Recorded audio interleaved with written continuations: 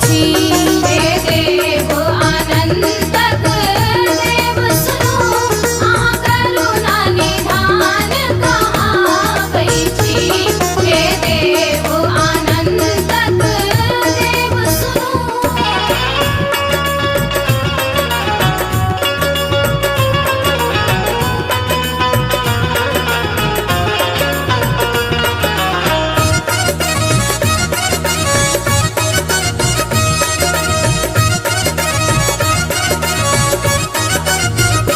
मझधार में हम प्रभु हाथ धरू, अंजू केर विनय पुकार सुनू।